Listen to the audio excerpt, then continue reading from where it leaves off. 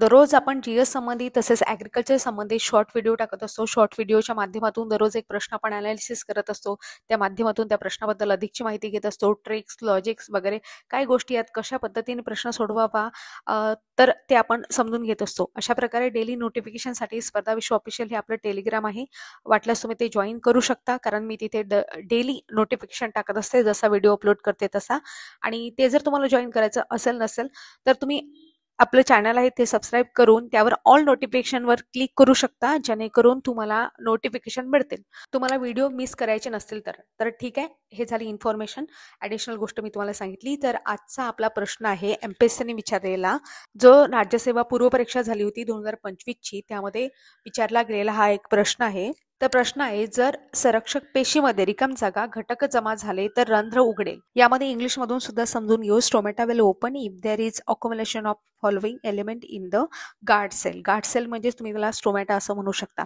Guard sale वगैरे काय आहे सगळ्या गोष्टी आपण डिटेल समजूनच घेऊ. सुरुवातीला प्रश्न पाहू आणि प्रश्नाचं उत्तर कसं द्यावं ते समजून घेऊ आणि त्याच्यानंतर अनालिसिस पाहू आणि डिटेल इन्फॉर्मेशन पाहू. तर यामध्ये ऑप्शनमध्ये काय काय दिलेलं आहे? मॅग्नेशियम, पोटॅशियम, लोखंड आणि जस्त.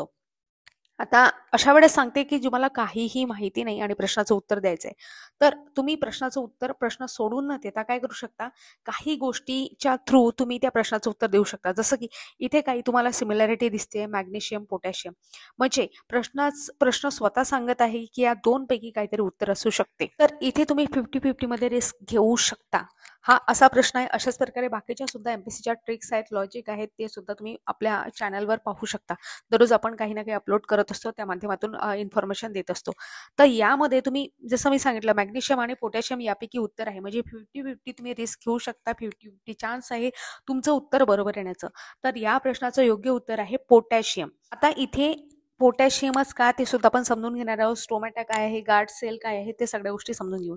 तर बघा, स्टोमॅटा म्हणजे आपण काय म्हणू शकतो, वनस्पती असते. वनस्पतीच्या पानांवर किंवा खोडांवर काय असतात, फुलांवर सुद्धा कधी कधी, म्हणजे प्रामुख्याने त्या पानांवरच असतात, पण कधी कधी ते खोडांवर, फुलांवर, फळांवर सुद्धा आपल्याला दिसतात. छोटे छोटे छिद्र पाहायला मिळतात. त्यालाच आपण काय म्हणत असतो, स्टोमॅटा असं म्हणत असतो. आणि त्याच्या भोवती संरक्षक पेशी असते, त्याला आपण म्हणत असतो गार्ड सेल, म्हणजे संरक्षक कोशिका. आता हे जे स्टोमॅटा आहे, म्हणजे तसं तुम्हाला सांगितलं, छोटे छोटे छिद्र पानांवर असतात, ते जे काय करत असतात, वायूची देवाणघेवाण करत असतात. गॅस आहे ते एक्सचेंज करत असतात. जसं कार्बन डायऑक्साईड आहे तो आत घेणे, प्रकाश संश्लेषणासाठी मदत करणे, ऑक्सिजन बाहेर टाकणे, हे कोणाद्वारे होत असते, हे स्टोमॅटाद्वारे होत असते. तसंच ट्रान्सपिरेशन मध्ये सगळ्यात महत्वाचा रोल प्ले करणे, पाण्यातून पानांमधून बाष्प उत्सर्जन करणे, ते क्रिया आहे, ते कशामध्ये घडत असते, या स्टोमॅटामुळेच घडत असते. आणि याच्यामुळेच आपण बघतो रूट आणि शूटचे पाणी खेचलं जाते, त्या सुद्धा गोष्टी आहे, ट्रान्सपिरेशन आहे, ते सगळं मेंटेन होते या स्टोमॅटामुळेच. आणि या स्टोमॅटाची जी ओपनिंग आहे आणि क्लोजिंग आहे, कधी ते ओपन होतात कधी ते बंद होतात, हे डिपेंड असते गार्ड सेलवर. आणि गार्ड सेल कधी ओपन होतील, जेव्हा गार्ड सेलमध्ये पोटॅशियम म्हणजे के+ आयन असं आपण म्हणू शकतो, म्हणजे कॅटायन्स असं म्हणू शकता याला, ते जमा झाले की पाणी आत येते, टर्गर वाढतो आणि स्टोमॅटा उघडतो.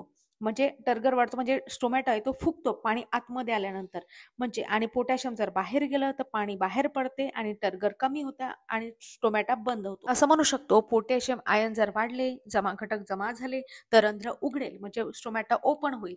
आणि ते जर कमी झाले तर स्टोमॅटा काय होईल, क्लोज होईल. अशा प्रकारे हा प्रश्न आपण समजून घेतला. अशाच प्रकारे डेली आपण शॉर्ट अपलोड करत असतो आणि त्या माध्यमातून अधिकची माहिती घेत असतो. शिवाय ॲग्रिकल्चर संबंधी शॉर्ट व्हिडिओ सुद्धा आपण अपलोड करत असतो. आणि कृषी विद्यापीठ भरतीची फ्री टेस्ट सर्वांसाठी आपण आपल्या ॲपमध्ये, स्पर्धा विश्व या ॲपमध्ये मोफत उपलब्ध करून दिलेली आहे. तुमचे मित्रमैत्रिणी असतील तर त्यांच्यापर्यंत तुम्ही पोहोचवू शकता. आवडल्यास लाईक, शेअर आणि सबस्क्राईब